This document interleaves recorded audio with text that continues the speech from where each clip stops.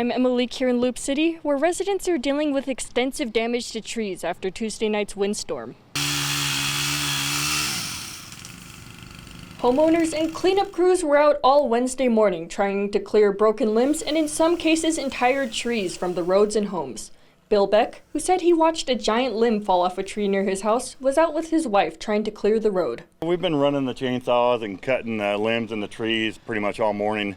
This is number 6 load to the dump so far this morning. Loup Valley's Rural Public Power District said that power was knocked out for nearly 150 rural residents north of town on Tuesday night and that crews were working overnight and Wednesday morning to restore power.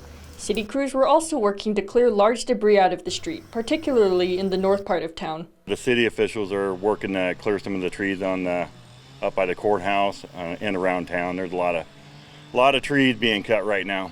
You can hear chainsaws in the background actually.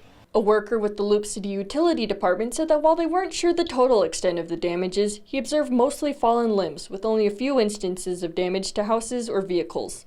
One Loup City resident who did see some damage was Cindy Ryan, who said she and her husband Mark were working to secure their patio furniture when the wind was at its worst. Wind kept picking up and I had bird feeders in front of the house and the bird seed was blowing into the house, clear over on the kitchen counter.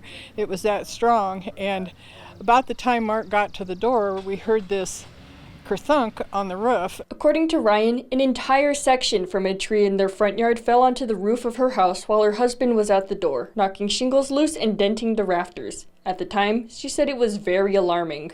I was freaked out because I told him to go out and rescue the cushions, and I felt really bad about it. In the end, her husband was fine, and friends and crews got the tree off her house by noon on Wednesday. She said that while they still have a lot of cleanup to do and damages to assess, that she was choosing to laugh at the situation rather than let it get her down. Well, we got deductibles, and we had a deductible before, and now we got another deductible, but we're here.